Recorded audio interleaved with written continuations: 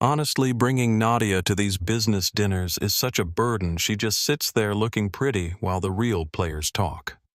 The words came through the marble wall of the ladies' restroom at Valentino's, like they had been aimed directly at her chest, and Nadia Okafor-Wells stood completely still, with both hands gripping the edge of the gold-veined sink, the cold stone pressing into her palms, while her husband's voice continued to float through the thin partition between the men's and women's restrooms as casually as if he were discussing the weather or the price of wine. She had excused herself from the table 20 minutes into dinner, claiming she needed to freshen up, which was something she had done hundreds of times, at hundreds of business dinners over 23 years of marriage. A graceful exit that gave Derek space to talk numbers and contracts without his wife's eyes watching too carefully. But tonight, something had made her linger at the mirror longer than usual. Something in the way Cassandra Hartley had leaned just a few degrees too close to Derek when she refilled his glass. Something in the way Derek's hand had rested on the edge of the table just inches from Cass's wrist. Something unspoken and practiced and entirely too comfortable. "Cass actually understands the deals we're making." Derek's voice continued warm with admiration in a way Nadia had not heard him speak about her in years, and the man he was speaking to.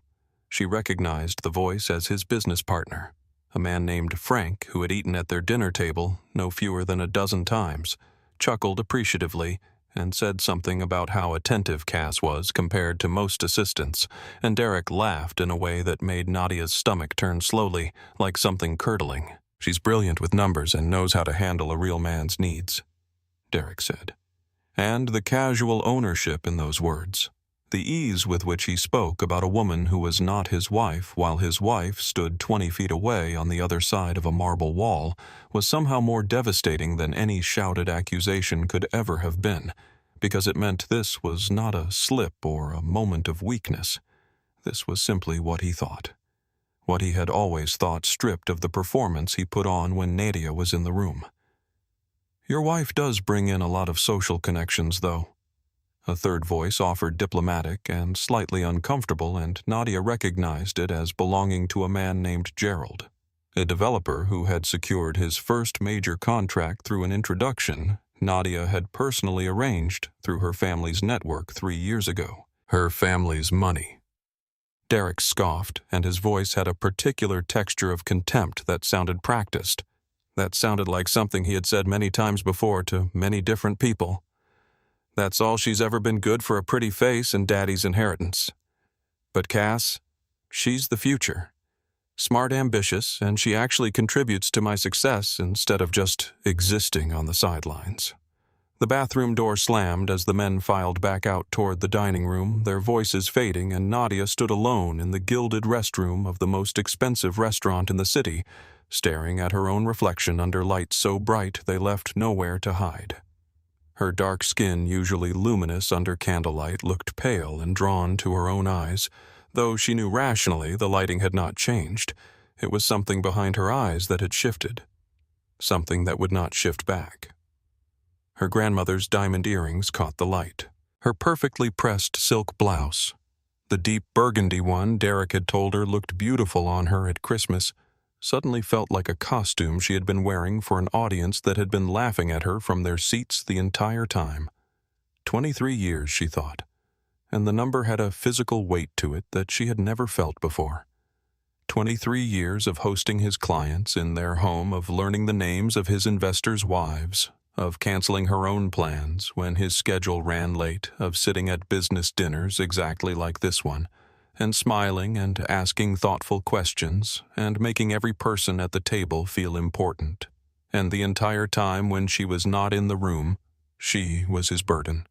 His pretty, expensive, useless burden. Nadia took a slow breath, reached into her clutch, the diamond-studded one Derek had given her last Christmas, along with a card that called her his perfect partner, and touched up her lipstick with a hand that did not shake, because her grandmother had raised her to believe that a woman's greatest weapon lived in her mind, not her tears, and tonight standing in a marble bathroom with her husband's contempt still ringing in her ears. Nadia finally understood what that meant. She walked back to the table. Derek looked up briefly and gave her the distracted, half-present smile he had been giving her for years. Across from him, Cassandra Hartley, platinum blonde hair catching the candlelight red dress that was slightly too tight for a business dinner, fingers resting just a breath too close to Derek's. On the white tablecloth glanced up at Nadia with the carefully neutral expression of a woman who had been waiting to see how much his wife knew. The answer until tonight had been nothing. But that was over now. Nadia sat down, reached for her wine glass, and smiled at the table with all the warmth she had spent decades perfecting. "I'm sorry to have missed anything interesting," she said lightly, and Cass's eyes flickered just slightly because there was something different in Nadia's voice now, a stillness underneath the warmth that had not been there before, the kind of stillness that exists at the very center of something large and inevitable that has already been set in motion. She left dinner early, citing a headache, and Derek waved her off with the benevolent magnanimity of a man who has already decided the evening belongs to someone else, telling her to take the car and that he would get a ride later, and Nadia walked through the amber warmth of Valentino's without looking back, pulling out her phone before she had even reached the coat check. 3 calls made in the time it took her driver Marcus to bring the car around to the front, each one answered on the second ring by people who had been waiting in one form or another for this call for years. Raymond Ashford, her family's lawyer of 20 years, confirmed a 7 a.m. meeting without asking a single unnecessary question, because Raymond had been watching this marriage from a professional distance for 2 decades and had never once suggested that Nadia's precautions were excessive. Gloria Prentice, who had managed the Okafor family wealth since before Nadia was old enough to understand what wealth management meant, said only, "I've been ready," before Nadia could finish her sentence, and there was something in Gloria's voice that sounded less like surprise and more like relief. The third call was to the house because Nadia wanted to tell the night sitter that she would be home within the hour, but the phone was answered on the first ring by a voice that was not the sitter's. Mommy Lily's voice, small and warm and entirely certain in the way that only the voices of children who feel completely safe can be, came through the phone at 11:30 at night, which meant the 10-year-old had been awake past her bedtime again, probably reading under the covers with a flashlight, the way she did when something was keeping her mind busy. "Baby, you should be asleep," Nadia said, and her voice did something it had not done all evening. It softened completely, every layer of armor dissolving in an instant, because that was what Lily did to her, what Lily had always done to her since the morning she was born and placed in Nadia's arms. And Nadia had understood for the first time what it meant to love something more than your own comfort. "I couldn't sleep," Lily said simply. "Are you okay, Mommy? You sound different." Nadia pressed her free hand flat against the cool leather of the car seat and looked out the window at the city sliding past the street lights, blurring slightly, and she thought about telling Lily she was fine because that was what Mother said. That was the script. But something about the directness of the question, the uncomplicated accuracy of a 10-year-old who loved her mother enough to notice a shift in her voice over the phone at midnight, made the usual answer impossible. "I will be," Nadia said instead, which was true in a way that "I'm fine" was not. There was a pause on the other end of the line, and then Lily said, "Okay," in the tone that meant she accepted the answer but was filing it away for later. The way she filed everything away quietly and without drama, turning it over in her mind until it made sense. "I love you, Mommy," she said then and yawned, and Nadia could hear her settling back against her pillow. "I love you more than anything," Nadia said, and meant it more completely than she had meant almost anything in recent memory.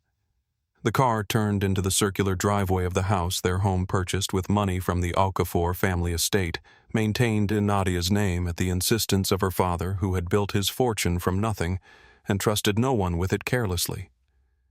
And Nadia sat in the back seat for a moment after the car stopped, looking up at the lit windows, thinking about how many times she had walked through those doors, believing she was home in every sense of the word, and understanding now that home had always been a slightly different place than she had imagined.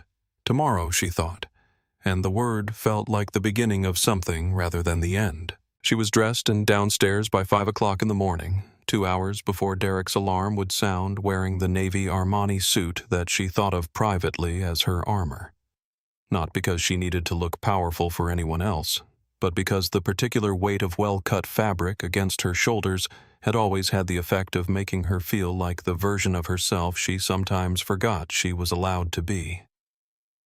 Derek was still asleep in the king-sized bed upstairs, face slack, one arm thrown over her empty pillow in an unconscious gesture that might have looked tender to a stranger, and his phone on the nightstand was already lit up with notifications that Nadia did not need to read to understand, because she had heard enough last night to stop needing evidence and start needing only a plan. She went to her office on the first floor, the room Derek referred to at dinner parties as Nadia's little project space, with an indulgent smile that invited his guests to find it charming, as if a grown woman managing a multi-million-dollar investment portfolio from a home office were equivalent to a hobby greenhouse or a collection of decorative ceramics. The room was neat and warm and entirely organized according to her own logic, every file in its place, every number she had ever committed to paper accessible within 30 seconds, because Nadia Okafor-Wells had learned from her father that the difference between wealth and the appearance of wealth was documentation, and she had been documenting everything for 23 years. She opened her laptop and pulled up financial files she had not looked at directly in months because she had been so thoroughly absorbed in the daily theater of being a supportive wife, hosting, attending, smiling, introducing, facilitating, that she had lost the habit of looking squarely at what she had actually built in the hours when Derek thought she was writing charity checks and attending luncheons. The numbers on the screen were larger than she remembered. She sat back in her chair and let the silence of the early morning hold her for a moment, and her mind went, as it sometimes did in quiet moments, to her father, Emmanuel Okafor, who had come to this country from Lagos with a mathematics degree, $40, and a conviction that turned out to be entirely correct, that if you understood numbers better than the people around you, the world would eventually have no choice but to make room for you. He had built a real estate empire through patience and precision and a refusal to be underestimated, and he had taught Nadia everything he knew. Sitting with her at the kitchen table every Sunday morning from the time she was 6 years old, going through figures and projections and the logic of compounding interest the way other fathers taught their children card games or fishing. Money is a language, Nadia, he had told her more than once, his large hands folded over hers on the table, his voice carrying the particular authority of a man who had learned things the hard way and wanted better for his daughter. Learn to speak it before someone else speaks it for you. She had learned. She had spoken it fluently, quietly, carefully in this room that her husband called a hobby space while he stood at podiums and accepted credit for a financial stability that had its roots entirely in her family's soil. And now, sitting in the blue pre-dawn silence with the numbers on her screen, telling her a story she had been too distracted to read clearly, Nadia understood that the grief she felt was not only about betrayal. It was about the years she had spent fluent in a language and choosing out of love or habit or fear she couldn't quite name to let someone else do all the talking. She closed the files, opened a new document, and began to write down everything she needed to do before noon. Raymond Ashford's office occupied the top floor of a building that had always felt to Nadia like a place where facts were honored above feelings, which was precisely why she had always found it comforting rather than cold, because Raymond dealt in the language of what was true, and this morning what was true was exactly what she needed. He was already seated when she arrived, the prenuptial agreement from 23 years ago spread open on the conference table, alongside a yellow legal pad covered in his careful, compact handwriting. And he looked at her over the rim of his reading glasses with the measured expression of a man who had been thinking about this morning since the previous night's phone call, organizing the relevant facts into the clearest possible sequence so that nothing would be wasted and nothing would be missed. The prenuptial agreement which Derek had signed at the insistence of Nadia's father in the weeks before the wedding, while complaining loudly about the implication that trust-required documentation had been drafted with a precision that only became fully apparent. Now reading it in the context of a marriage that had turned out to be exactly what Emmanuel Okafor had quietly feared it might, a situation in which his daughter's wealth needed protection from the person who had promised to cherish it. Derek had signed away all claims to the Okafor family inheritance, all of Nadia's premarital business interests, and the house which had been purchased before the wedding, with money held in trust for Nadia since her 21st birthday. The joint assets of vacation property, certain shared investment accounts, and several items of significant value acquired during the marriage were the only territory in which Derek had any legal standing, and Raymond had spent the previous evening determining exactly how much that standing was worth. "What about his company?" Nadia asked, and Raymond set down his pen and folded his hands on the table in the way he did when the information he was about to share was important enough to require stillness. 87% of the operating capital for Wells and Associates had been funded over the course of the marriage through loans personally guaranteed by Nadia's assets arrangements that Derek had presented to her each time as temporary measures to bridge a gap or accelerate a growth opportunity, each time with the ease of a man who had never once considered that the woman extending her financial backing might one day choose to stop. The right to call those guarantees, Raymond explained, rested entirely with Nadia, and if she exercised that right, the company would be unable to service its debt within 30 days. "Call them," Nadia said without pausing. Raymond looked at her steadily. "That will effectively bankrupt his company." "I know," she said. "What else?" There was more. The house, both cars, the country club memberships, the yacht. Derek had named after a harbor town in the south of France that Nadia had taken him to on their 10th anniversary. Every significant asset in their shared life was either titled in her name or had been purchased entirely with her funds, and without her continued backing. Derek Wells was a man with a good salary, an expensive lifestyle, and absolutely no infrastructure to support it. Nadia listened to all of it with the focused attention she brought to every important meeting, asking precise questions, making notes in her own handwriting, and by 8:15 they had a clear picture of what the next 30 days would look like, and Raymond had begun drafting the formal notices that would set it all in motion. And Nadia felt something she had not expected to feel, not satisfaction exactly, but a kind of quiet recognition, as if a room she had been standing in for a long time had finally turned on its lights. Gloria Prentice had managed the Okafor family wealth for 31 years, which meant she had known Nadia since Nadia was 19 years old and barely interested in her own trust fund. And she had watched with patient attention as that uninterested 19-year-old had grown quietly and without fanfare into one of the most sophisticated private investors in the state, a transformation that had occurred largely in the background of a marriage to a man who thought his wife was writing charity checks. "I've been waiting for this day," Gloria said as Nadia sat down across from her, and then before Nadia could respond, she added, "Not because I wanted your marriage to fail, but because you've been hiding your light under a bushel for too long, and I am tired of watching you do it." She opened a folder, thick-tabbed, color-coded in the way Gloria organized everything that mattered, and walked Nadia through numbers that Nadia had not sat with. All at once, added together, looked at as a single portrait of what she had actually accumulated in the years she had been existing, as Derek put it on the sidelines. Personal liquid assets, $700 million. Investment properties across 4 states, another $300 million. Business partnerships, trust funds, and equity stakes in 14 companies, approaching $2 billion in total. Nadia stared at the page for a long moment without speaking. "You're not just wealthy," Gloria said with the directness of someone who had spent 30 years believing that clarity was a form of kindness. "You are one of the wealthiest private individuals in this state.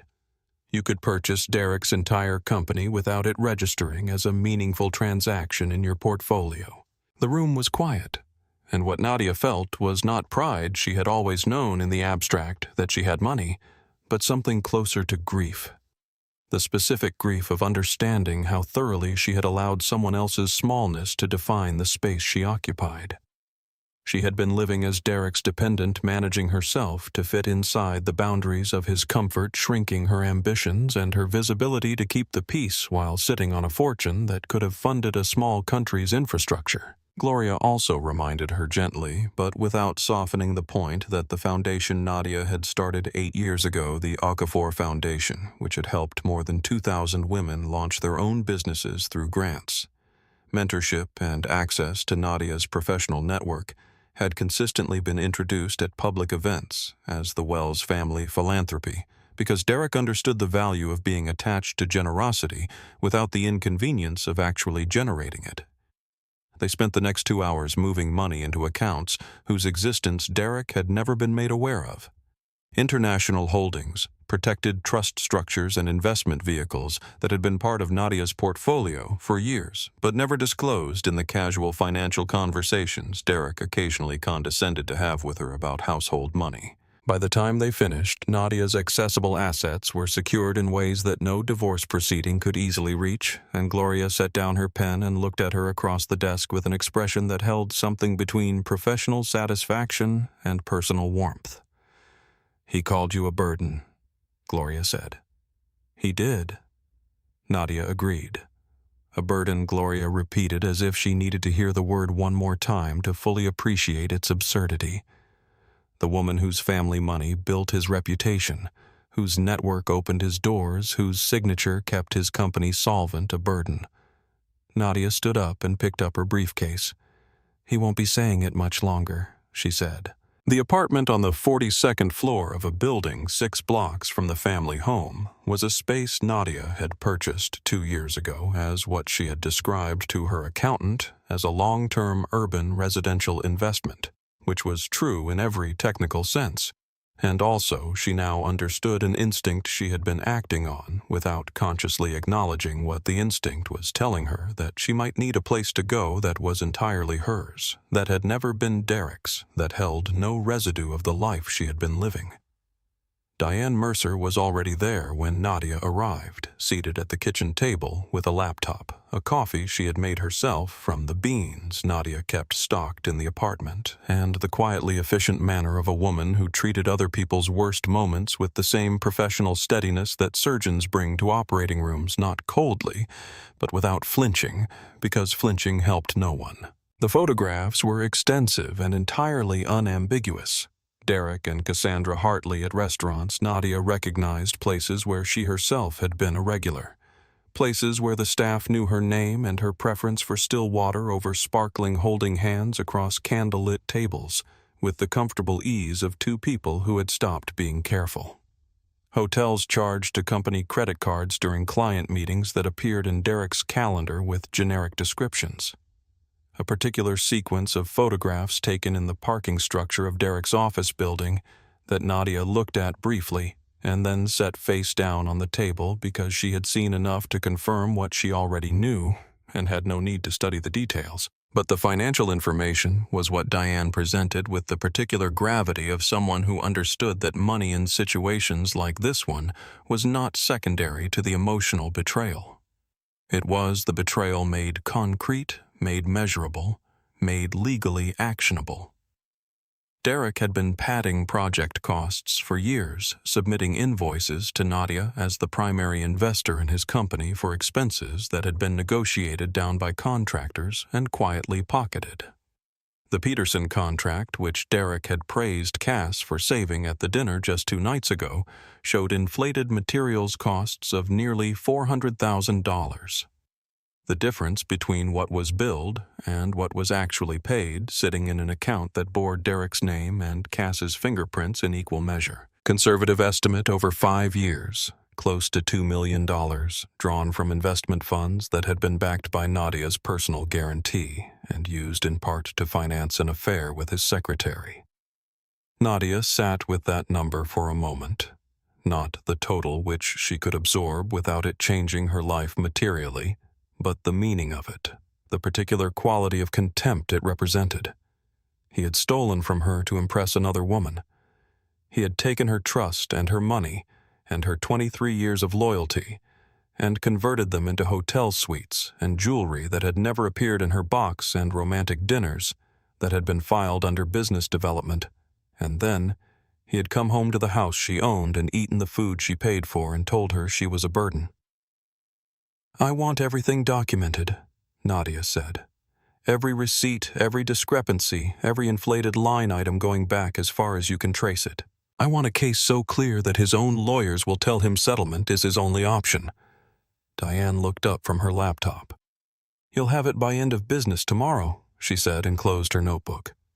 She drove back to the house in the early evening, the city soft and golden in the slanted late afternoon light, and when she walked through the front door she could hear Derek in his study with the door half open, his voice carrying the particular low, warm register he used when he was performing intimacy for an audience of one. And Nadia did not pause in the hallway, did not press herself against the wall to listen, because she had heard enough, and she walked upstairs and into the bedroom and began with careful deliberateness to sort through the things that were hers from the things that were simply there. Her grandmother's jewelry kept in a velvet case at the back of the top drawer.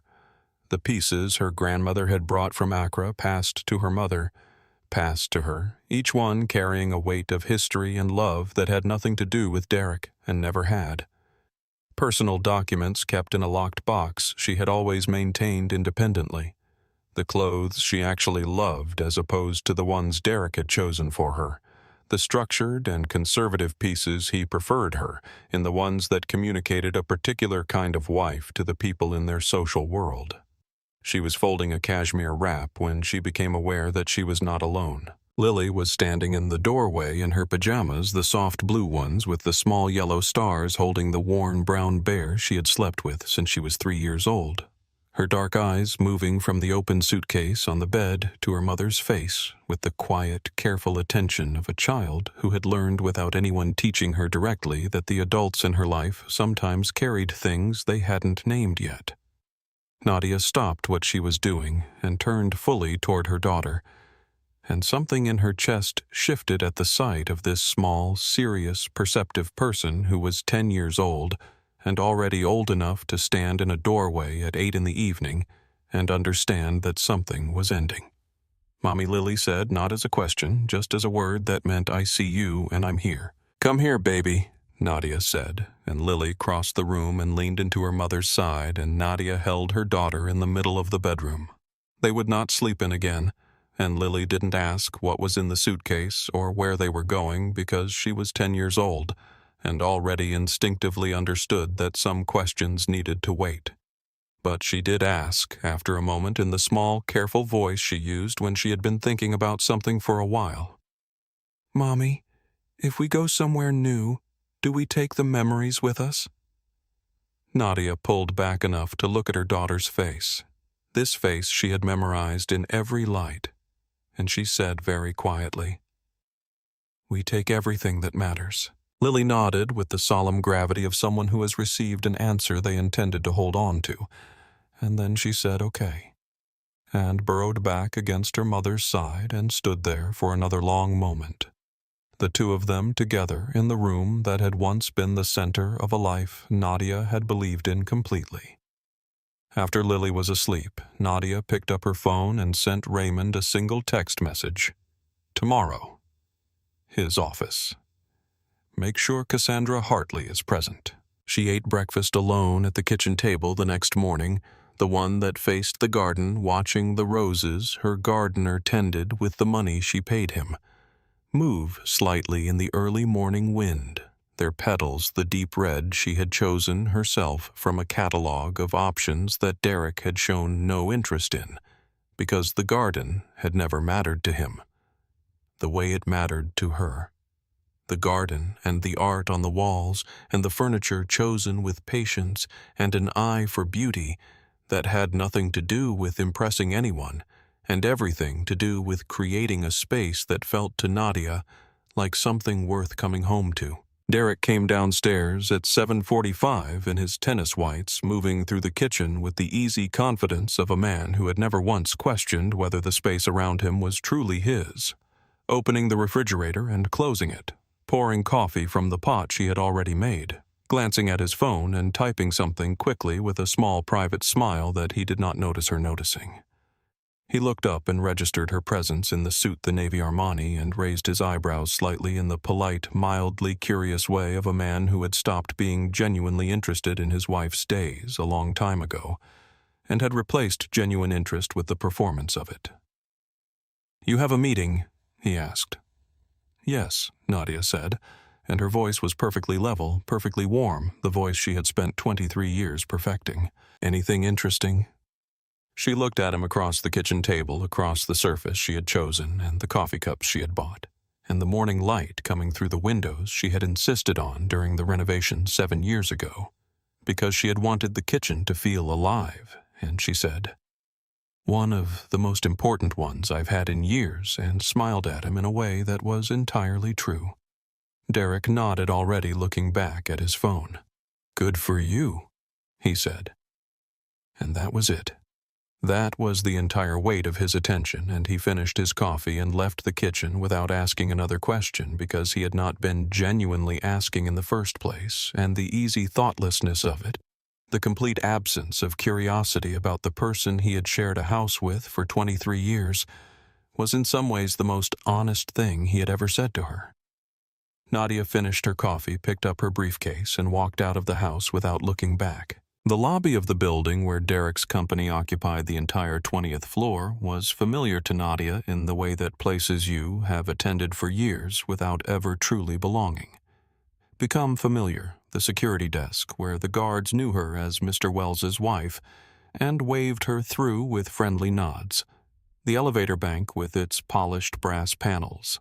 The particular smell of climate-controlled corporate air that she had breathed at company parties and client events, and the various performances that constituted her life as Derek's partner in public. Today she signed in at the security desk as Nadia Okafor Wells, which was the name on her legal documents and her investment accounts and her foundation's letterhead.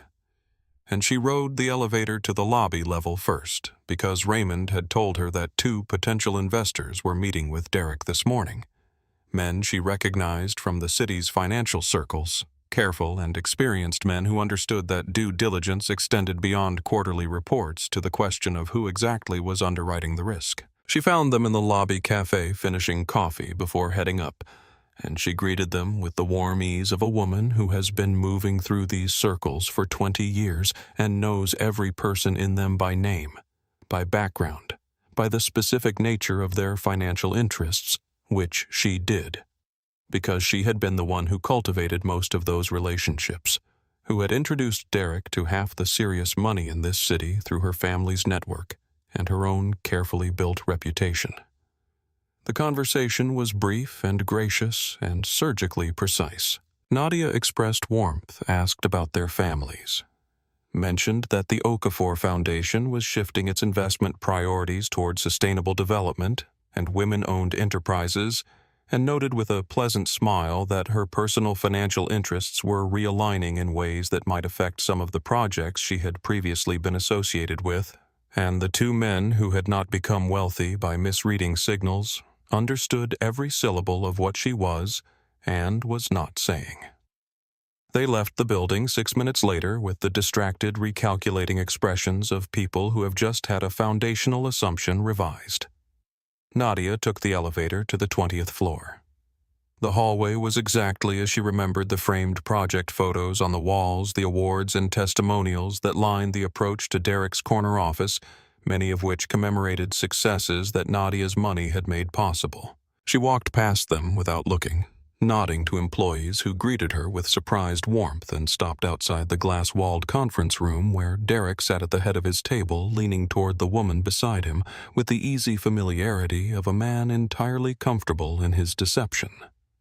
Cassandra Hartley, platinum blonde hair pulled back today, but still catching the fluorescent office light. The same light that caught nothing of Derek's face that Nadia hadn't already seen clearly enough, was laughing at something Derek had said. her hand resting briefly on the edge of his forearm before she caught herself and shifted to her tablet, and the whole thing was so ordinary and practiced and unguarded that it was almost worse than the photographs. Diane Mercer's contact, the woman Raymond had arranged for the formal service, appeared at Nadia's elbow.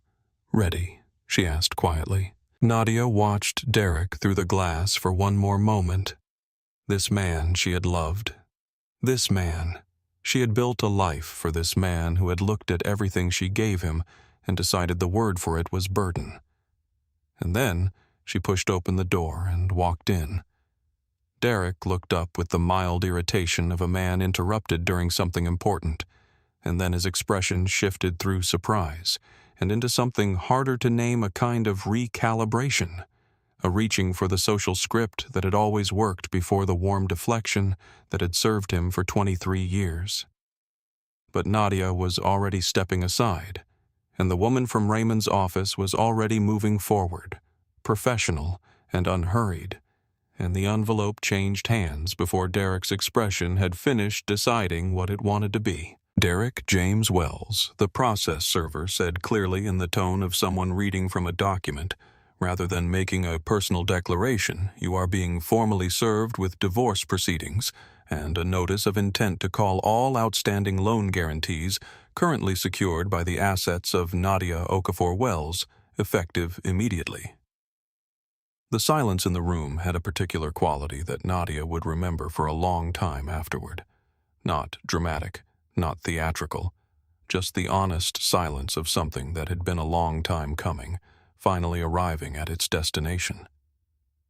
Cassandra Hartley stood up from her chair, and the motion was involuntary, the reflex of someone whose body has understood something before their mind has caught up, and she looked at Derek with an expression that moved rapidly through several phases before settling into something that was partly fury and partly the dawning recognition of having been lied to in ways she was only now beginning to count. "You told me you were separated," she said, and her voice was quiet but had an edge in it that was not directed at Nadia. "You said she knew. You said it was just a formality keeping you in the same house." Cass Derek started. "He said the same thing to me," Nadia said, and her voice was calm and clear and entirely without malice, because this was not about Cass, and she had never thought it was Cass was a complication, not the source.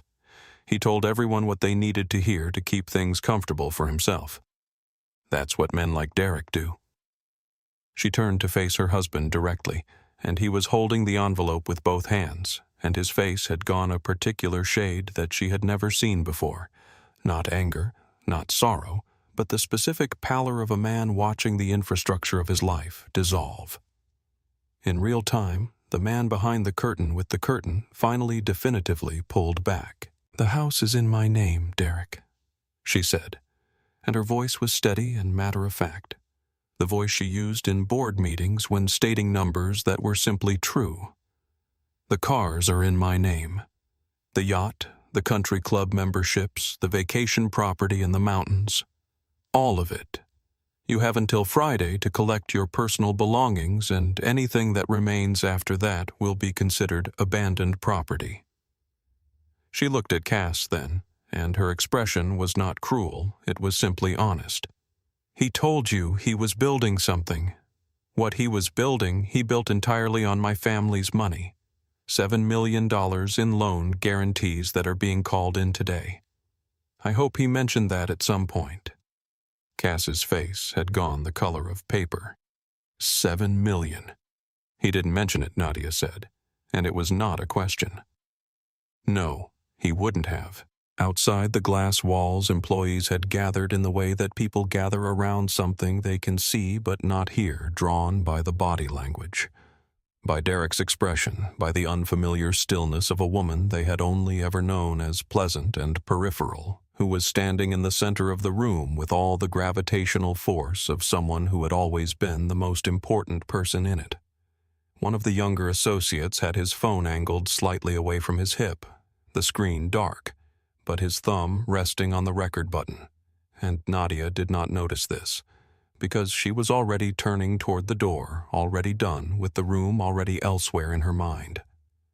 The hallway rearranged itself around her as she walked toward the elevator, employees stepping back, not out of fear, but out of something closer to instinctive recognition, the way a crowd parts for someone who is moving with complete certainty about where they are going and why. She pressed the elevator button and stood with her back straight and her briefcase in one hand, and the morning light from the window at the end of the hall touching the side of her face. And she waited, and the building was quiet around her in the particular way of places that have just witnessed something that will be discussed for a long time. Her phone buzzed against her palm. Simone, her younger sister who had been aware of last night's decision and had spent the morning. Nadia knew, pacing her own apartment, waiting for this exact moment. Nadia answered on the second ring. "Tell me," Simone said immediately. "It's done," Nadia said. A pause. "Then, how do you feel?" The elevator opened and Nadia stepped in and the doors closed behind her and she was alone in the mirrored space with her own reflection, the navy suit, the diamond earrings, the face of a woman who had just walked through the most difficult room of her adult life and come out the other side with her spine intact. And she thought about the question for the few seconds it took the elevator to descend, really thought about it rather than reaching for the automatic response. "Like myself," she said. "For the first time in a long time, I feel like exactly myself." Simone didn't say anything for a moment, and when she did, her voice was quiet and warm and carried the particular texture of someone who loves you enough to have been worried about you without ever saying so directly. "I know," she said. "I've missed you." The lobby doors opened into the afternoon sunlight, and the car was waiting, and this time the destination was not the house that had belonged to her family for 30 years, but the apartment on the 42nd floor that had always been hers alone. And as the city moved past the car windows, Nadia sat with her hands in her lap and did not cry, and did not exult, and did not perform anything for anyone. And that stillness, that uncomplicated, unperformed stillness, felt like the most honest thing she had experienced in years. By 4 o'clock that afternoon, a 47-second video clip had begun circulating across social media platforms with the organic velocity of something that does not need promotion, because it speaks too directly to something people already feel. The footage was shot from outside the glass wall of Derek's conference room, capturing no audio but telling the entire story in body language. Nadia, standing with the quiet authority of someone who has been underestimated for the last time. The process server handing over the envelope. Derek's hands closing around it, with the expression of a man absorbing impact. Cass rising from her chair with the involuntary motion of someone whose certainty has just collapsed. And then the long final moment of Nadia turning toward the door and walking out through it, while Derek remained behind the glass, diminished and still. The associate who had filmed it had captioned it simply, "This is what a woman reclaiming what's hers looks like." By 6 o'clock, the hashtag Nadia Okafor was trending in the top 5 nationally. By 8, hashtag The Real Burden had joined it. The clip had been viewed 11 million times, shared by accounts ranging from personal finance educators to civil rights advocates to ordinary women who watched it on their phones in kitchens and offices and commuter trains and felt something they recognized without being able to name it, the particular resonance of watching someone refuse quietly and irrevocably to be made small.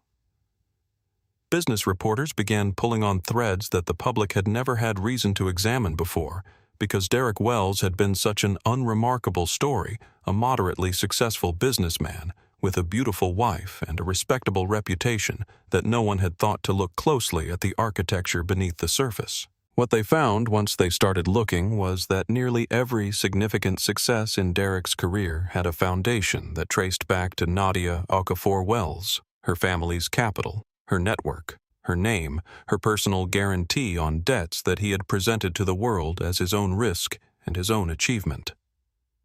The woman he had called a burden, it turned out, had been the entire building.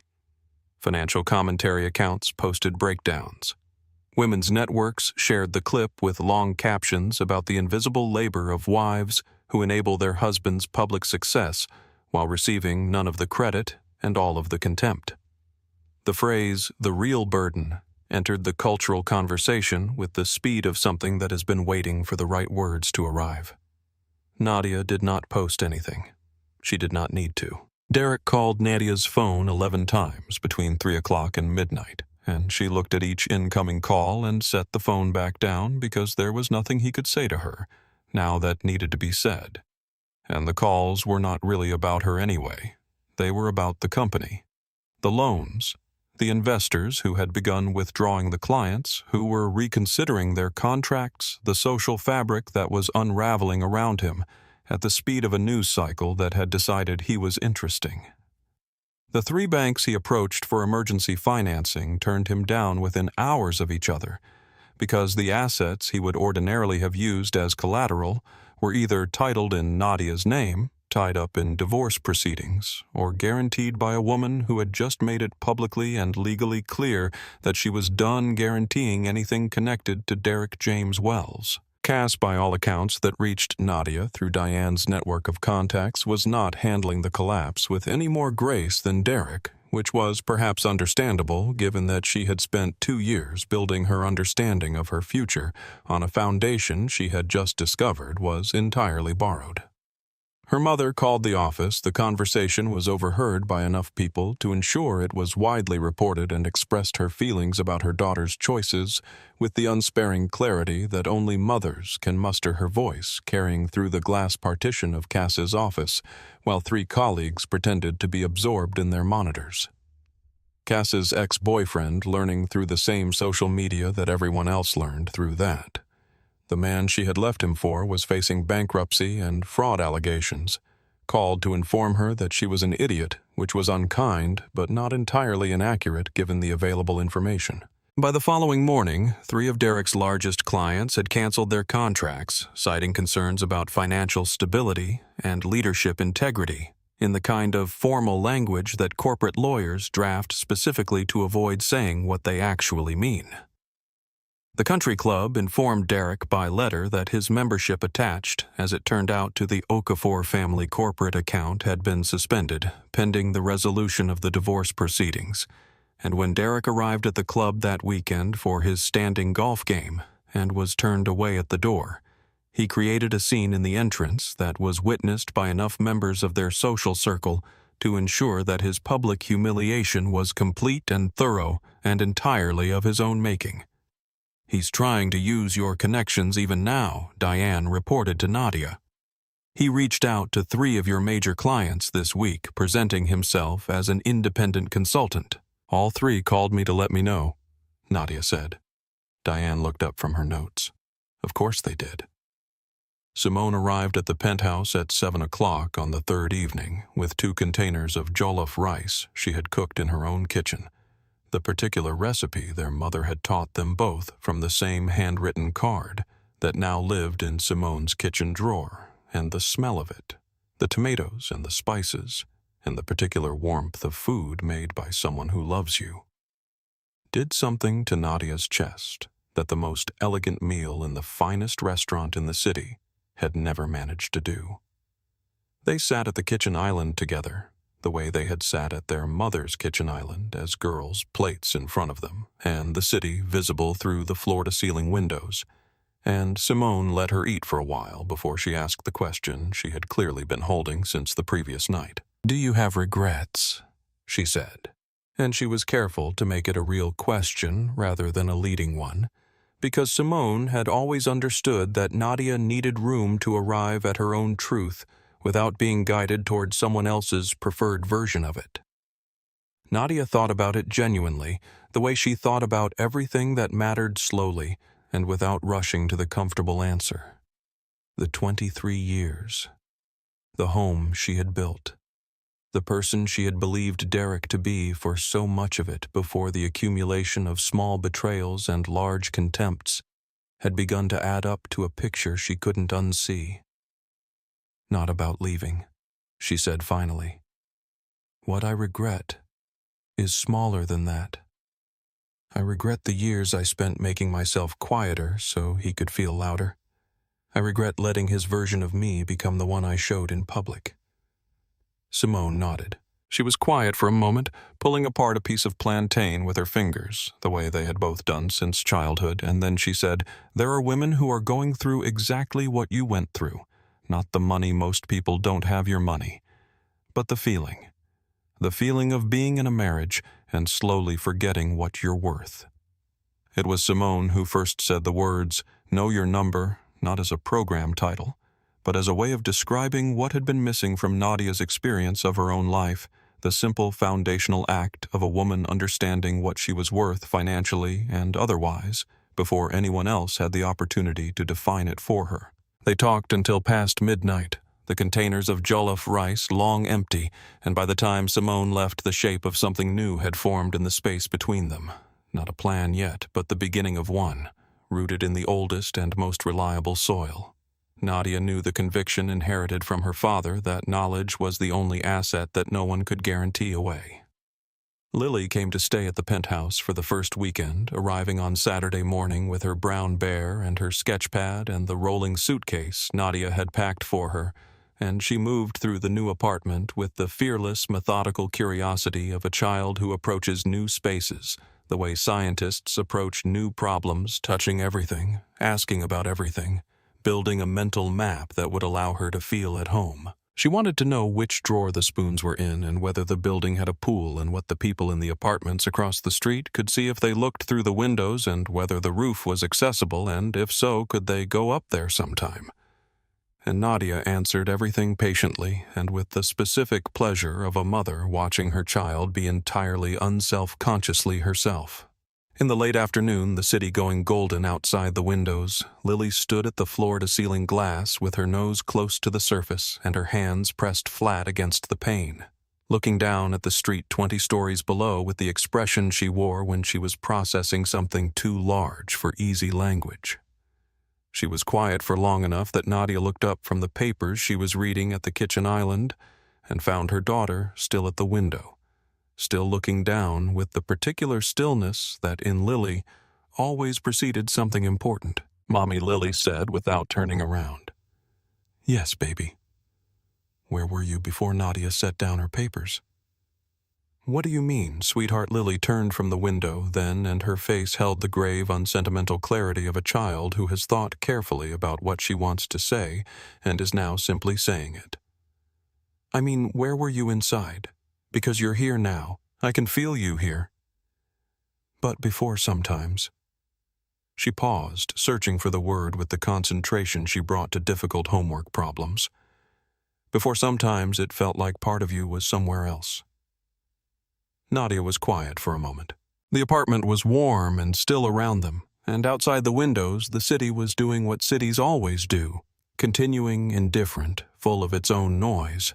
And inside this room her 10-year-old daughter was asking her the most important question anyone had asked her in 23 years. Asking it without agenda or performance. Asking it simply because she had noticed, and she loved her mother, and she wanted to understand. Nadia set down her papers and crossed the room and crouched down so that she was level with Lily's eyes. This child who saw everything, who carried her own quiet wisdom, in a body still small enough to need a step stool to reach the second shelf. And she said plainly, and without cushioning the thing that was true, "I forgot who I was for a while. I was so busy trying to be what someone else needed me to be that I stopped remembering what I actually was. And now I'm finding my way back." Lily considered this with the seriousness it deserved, holding her brown bear against her chest and looking at her mother with eyes that held both the directness of childhood and something older and more patient. Then she nodded once, the nod that meant she had received and filed and accepted the answer, and she said okay, and climbed up onto the sofa and picked up her sketch pad and began to draw with the focused contentment of a child who has been told the truth and found it sufficient. Nadia stayed crouched for a moment after Lily turned her attention to the paper, and she felt something move through her chest. Not grief, exactly, and not joy, exactly, but the particular feeling of a door that has been stuck for a long time finally opening, the specific warmth of being truly known by the person whose knowledge of you matters most. This was the moment she understood fully and without reservation that whatever came next would be built on ground that was real. Cassandra Hartley called on a Wednesday evening 11 days after the divorce papers had been served, and Nadia almost didn't answer, not out of cruelty, but out of a sense that there was nothing left to say, that the chapter had been written and the page had been turned. She answered on the fourth ring.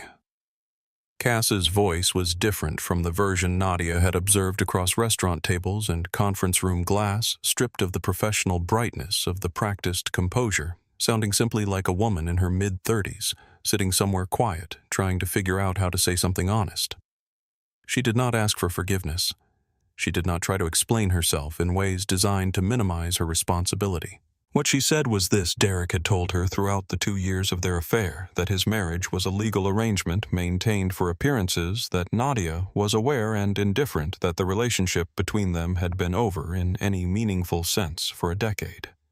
She had believed him because she had wanted to believe him, and she understood now that this wanting had been its own kind of failure.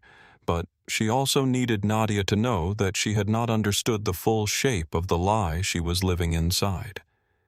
"He used me the way he used you," Cass said, and her voice was steady in the way of someone who has arrived at an understanding that cost them something. "He needed me to feel important to him so that I would keep working harder for his success. He needed you to feel loved by him so that your money would keep backing his ambitions. The difference is that you had 23 years invested. I only had 2. Nadia was quiet on her end of the line, sitting at the kitchen island in the penthouse with the city lights coming through the windows, and she listened to this woman who had participated in the damage to her marriage and also been damaged by the same man. And she felt the complex human truth of it, that most villains are also from some angle victims, and that understanding this does not require you to absorb the damage they caused. "I'm not going to tell you what to do with what you've learned," Nadia said finally. "But I'd suggest you don't waste it." She ended the call and sat for a moment in the quiet of her new home, and she felt not warmth toward Cass, not resentment either, but the clean and uncomplicated sense of a door closing on something that no longer had the power to define her. Raymond called on a Thursday morning 3 weeks after the initial filing with the offer. Derek's lawyers had constructed 60% of jointly held marital assets in exchange for Nadia withdrawing the financial misconduct allegations and allowing the loan guarantees to be renegotiated rather than called immediately, which would effectively give Derek's company a lifeline while giving Nadia a settlement that looked on paper generous. Nadia listened to the offer fully, without interrupting, the way she listened to every proposal that was brought to her, because her father had taught her that you could not evaluate what you had not fully heard, and that the most dangerous mistakes were made by people who stopped listening before the sentence was finished. When Raymond had finished, she was quiet for a moment, and then she said, "What percentage of those jointly held assets were purchased with my money or my family's money?" Raymond looked at the relevant column on the sheet in front of him. "Based on our documentation, 91%. So he's offering me 60% of things that were 91% mine to begin with in exchange for protecting him from the legal consequences of stealing from me," Nadia said without heat, simply articulating the structure of the offer clearly enough that its meaning became self-evident. "That's essentially the shape of it." Raymond agreed. She thought about it, not the money, which was not the point, but the question of what outcome she actually wanted from this process, what justice looked like when you were the kind of person who believed that justice was about restoration rather than punishment, about changing the conditions that allowed something to happen rather than simply extracting satisfaction from the person who happened to be standing in front of you.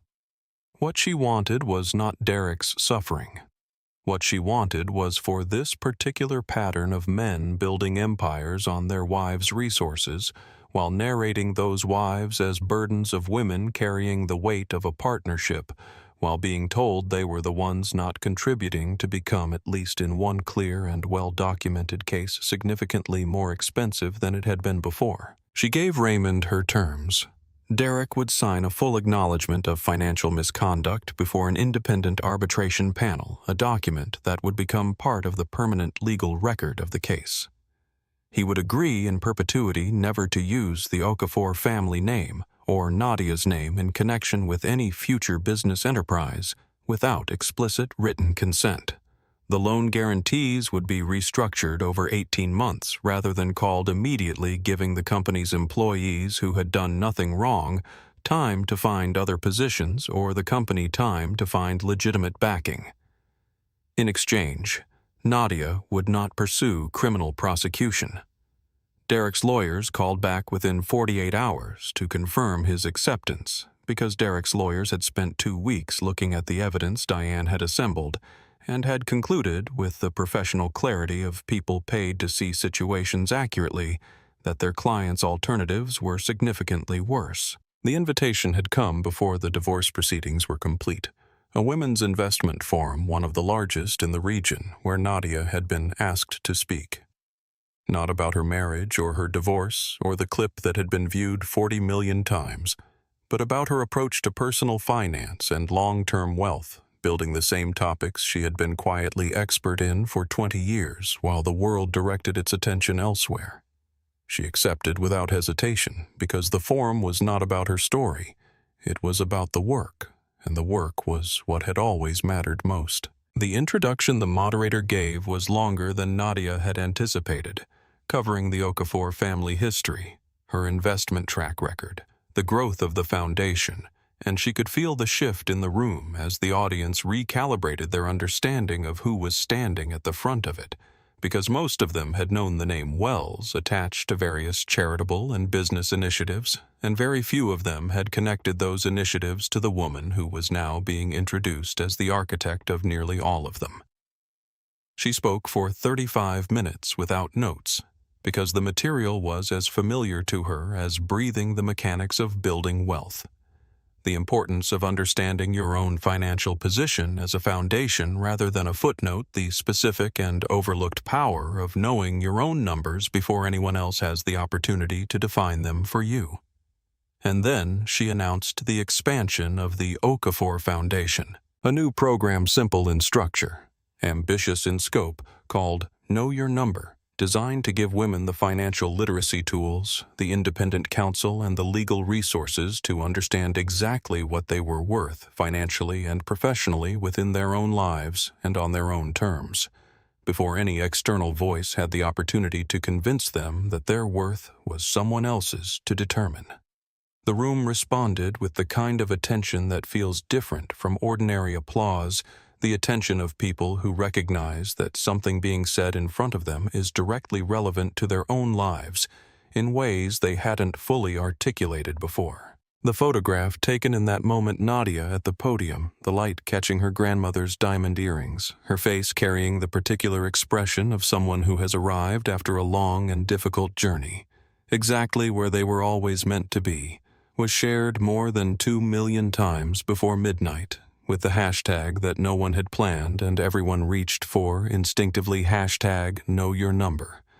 In the year that followed, the Okafor Foundation's Know Your Number program reached more than 15,000 women across 12 states, and the legislation it quietly inspired 3 bills requiring independent financial counseling for individuals in high-asset divorces passed in the first 2 states that took up the question, with a third scheduled for vote in the spring. 6 months after the day Nadia walked out of Derek's glass-walled office, Lily came to spend a Saturday at the penthouse and fell asleep on the sofa in the late afternoon, her sketch pad still in her lap.